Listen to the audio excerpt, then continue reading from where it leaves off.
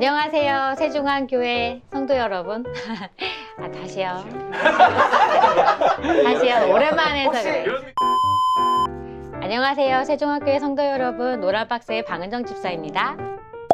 안녕하세요. MC 구중모 집사입니다. 반갑습니다.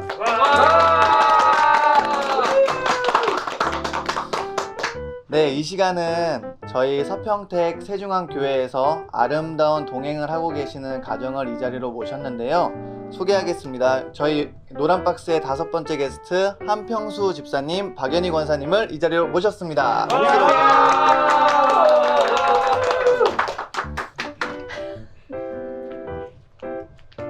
해주시면 돼요. 자기소개 이어가요. 맞다. 죄송합니다. 각자 한평수 집사님부터 간단하게 자기소개 한마디씩 부탁드리겠습니다. 네, 안녕하세요. 저는 한평수 안수 집사입니다. 교회에서 맡은 직분은 재정부와 청년부 부장을 맡고 있고요. 그 다음에 제가 지금 하는 일은 조그만 원룸 2개 갖고 있습니다. 그 임대업을 하고 있고요. 이상입니다. 안녕하세요. 평택에 사는 박연희 권사라고 합니다. 저는 교회에서 새가족부를 맡고 있습니다. 그리고 가정에서는 지금은 하던 일은 다 없고요. 평범한 가정주부로 있습니다. 반갑습니다. 소개해 주셔서 감사합니다. 너무 긴장하고 계신 거 아닌가요? 네, 긴장 안 합니다. 괜찮으신가요? 네, 괜찮습니다. 제가 궁금한 것이 있는데 두 네네. 분은 언제부터 신앙생활을 하시게 되었나요? 저는 이제 처음 교회를 간 거는 초등학교 4학년 때인 것 같고요. 그건 뭐 신앙생활이라 할 수 없고 그 이후에 많은 시간을 거쳐서 좀 교회도 가고 뭐 그러기는 했지만 정말 제가 신앙생활다운 신앙생활, 예수님을 인격적으로 만났다. 그래서 본격적인 신앙생활을 한 것은 1999년 39살 때부터로 저는 기억을 하고 있습니다. 네. 그러시군요. 집사님 네. 인터뷰하실 때 저를 보셔도 됩니다. 네. 네, 너무 저보고 말씀하세요. 저 카메라 보라 그래가지고. 카메라는 카메라를 하실 겁니다. 예. 그러셨군요. 네네. 그럼 몇 살 때부터 하셨다고 하셨죠? 39살 때로 정확히 기억합니다. 39살 때부터 네네네. 그때 본격적으로? 뭐 하여튼 큰 사건이 있어서 어. 그때로 정확히 기억을 합니다. 초등학교 때는 신앙생활 안 하셨어요?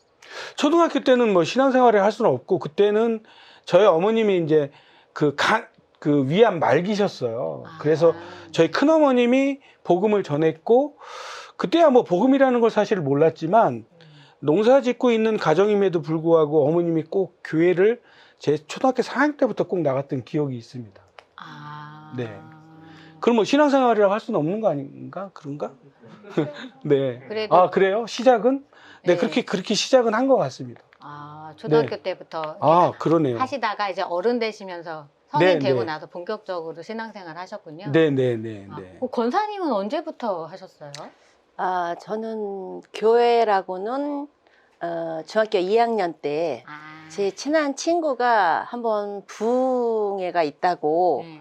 한번 가보자 그래서 딱 한 번 가본 이후로는 교회를 가본 적이 사실은 한 번도 없습니다. 그래요? 예, 그랬는데 오. 이제 한 집사를 만났는데 네. 한 집사 가정이 어쨌든 크리스찬 가정이었고 그래서 저희 친정엄마께서 결혼을 하면 모든 게 그냥 다 남자 쪽으로 따라야 된다라는 그 막연한 말씀을 하셨는데 이제 제가 1990년도 나이로는 25에 제가 결혼을 했거든요.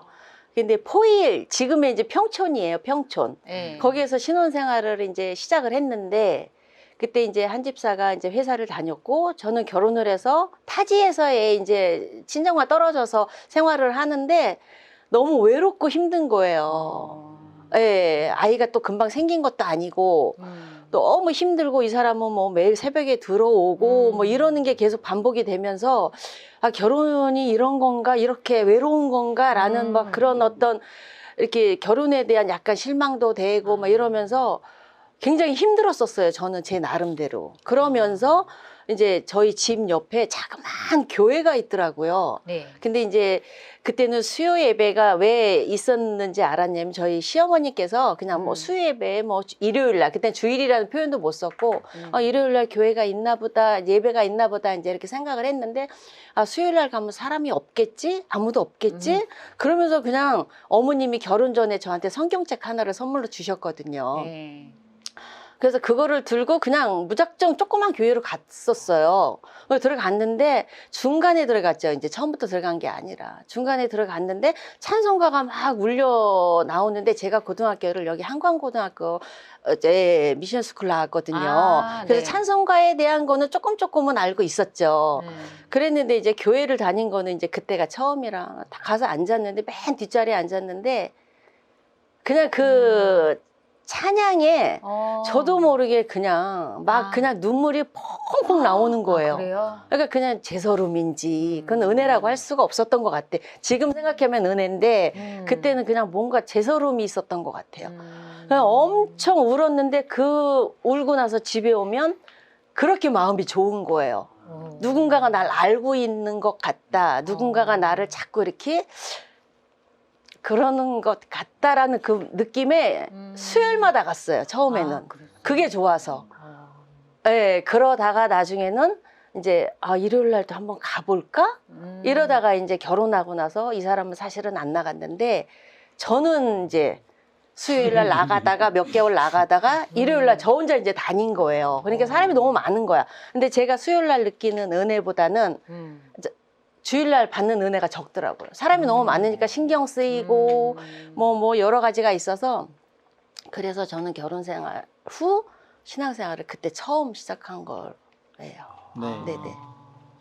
그렇다면 두 분께서는 신앙생활을 하시면서 가장 중요한 것은 무엇이다 라고 생각을 한번 해보셨을까요? 저는 이제 믿는 집안의 남자를 만나서 제가 예수를 만났다고 저는 지금도 확신을 하거든요. 그러니까 물론 다 하나님이 하셨기야 하지만 이 사람을 통해서 제가 예수를 만났고 또 그것도 한 가정이라는 그렇죠. 그런 큰 네. 포괄적인 면에서 볼 때 저는 신앙생활에 있어서 가장 중요한 거는 가정이 아닌가. 맞습니다. 예, 모든 것이 가정 안에서 이루어져야 예수님이 봤을 때도 교회보다는 우선 먼저 가정. 예. 근데 이제 그걸 어떻게 조화를 이루어 가면서 신앙생활을 하느냐가 되게 중요하겠죠, 그거는. 네. 근데 저는 가정이 없는 교회는 사실 생각해 보지는 않았습니다. 그래서 제가 힘들 때 어떨 때도 가정을 잘 지켰기 때문에 제가 오늘 이 자리에도 있지 않는가 이런 생각을 하면서 저는 아이들과 더불어 가정이라는 게 딱 우리 식구만의 가정인 것이 아니라 나의 모든 것을 인생 통틀어서 그런 것을 아우를 수 있는 게 가정이 아닌가. 그러므로 인해서 믿음도 탄탄하게 가고 있지 않나 이런 생각을 한번 해보게 됐습니다. 답변 감사합니다. 정말 두 분의 말씀을 들으니까 네. 정말 행복한 가정이라고 하는 그런 처음 도입부에 말씀하신 그런 멘트가 막 와닿는데요. 맞습니다. 제가 사전 인터뷰 때 들은 거에 의하면 한 집사님께서 탈영할 뻔할 정도로 그쪽으로 갔군요. 네네. 네, 그쪽으로 갈 거예요. 언제 나오나 했습니다. 탈령이. 예. 어떻게 두 분이 만나셨나요? 저 만나게 된 거? 네. 네네네. 어떻게 결혼하시게 되었는지, 아, 어떻게 만나고, 그런 부분이 어떻게 재밌습니다. 교제하셨고, 그쵸? 어떻게 결혼하셨는지.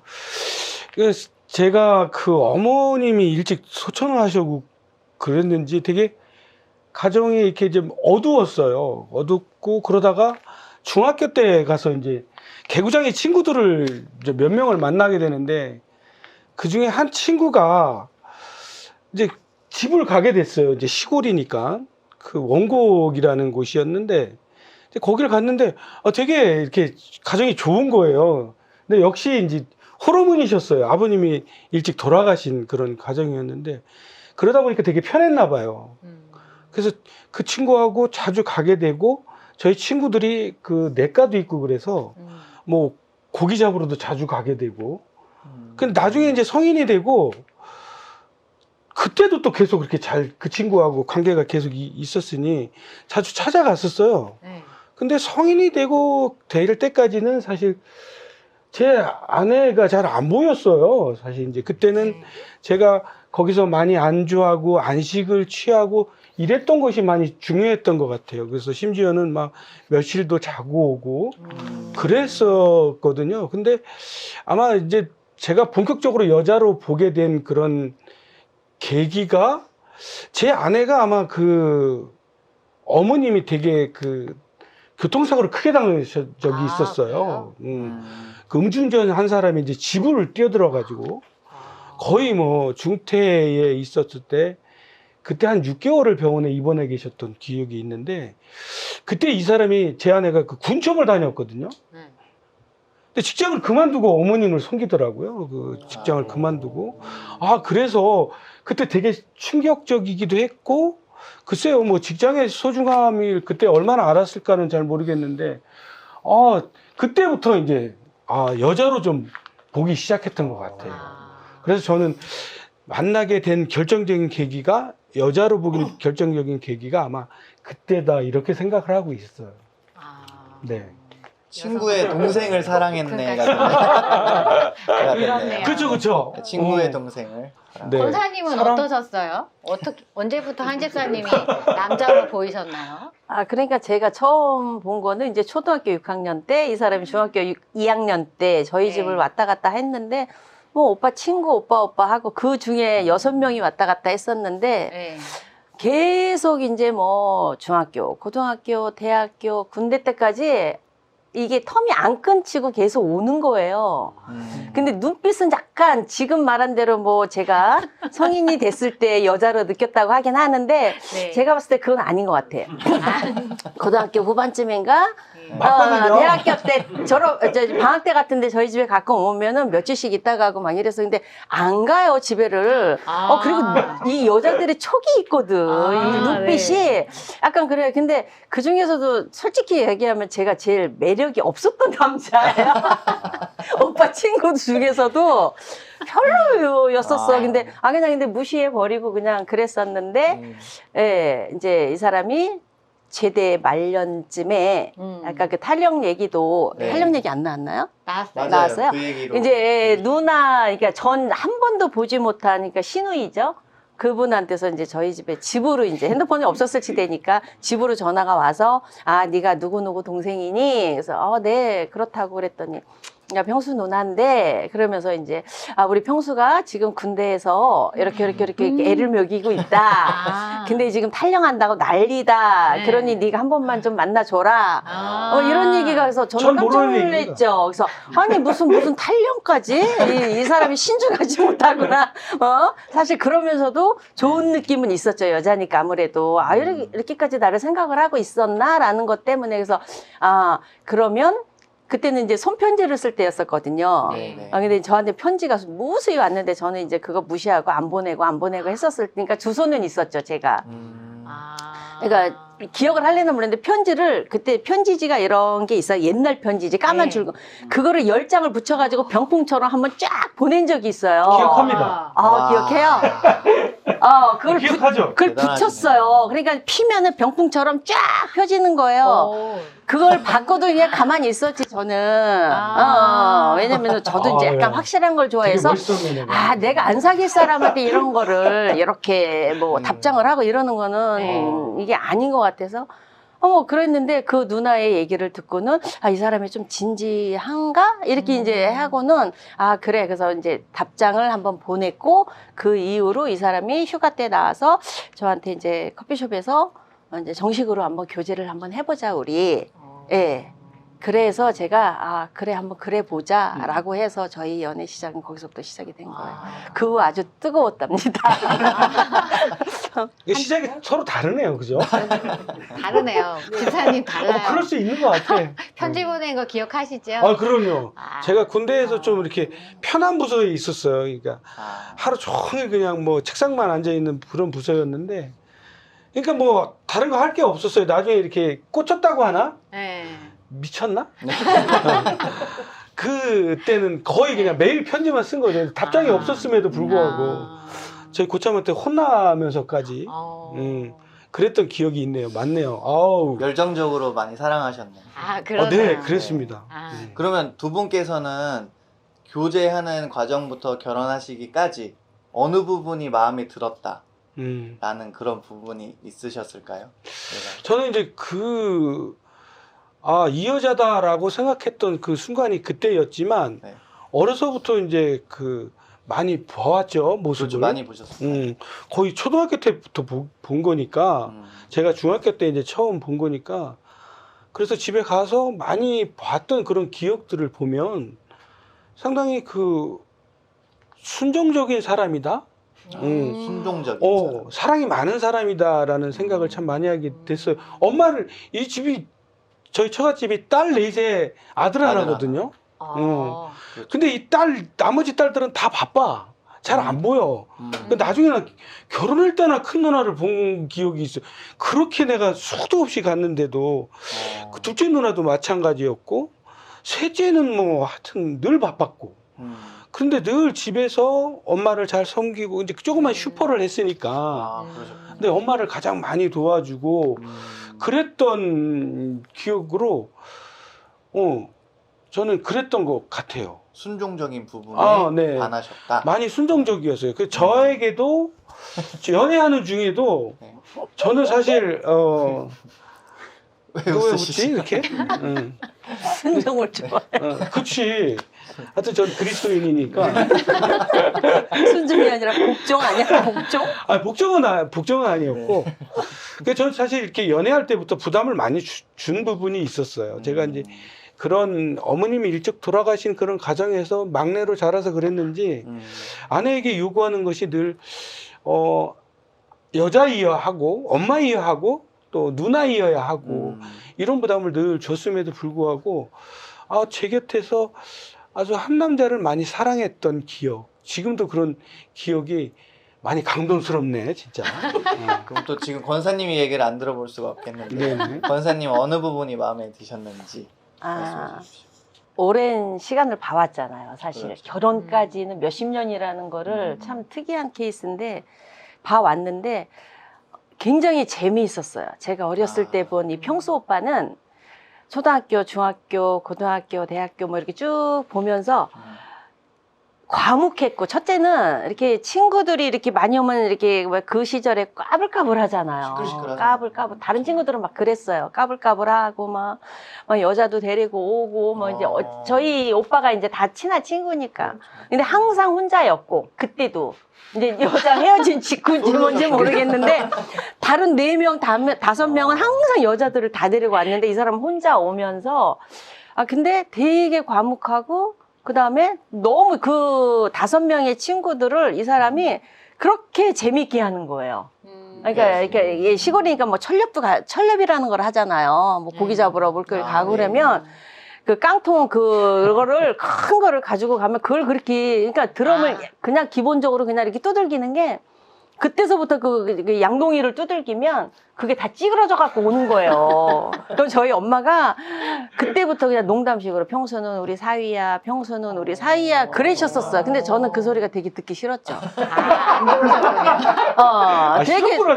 되게 듣기 싫더라고. 농담이라도 저런 소리 안 했으면 좋겠다 이제 했었었는데 근데 이제 쭉 봐오면서 과묵하고 그리고 사람이 이렇게 뭐라 그래야 돼?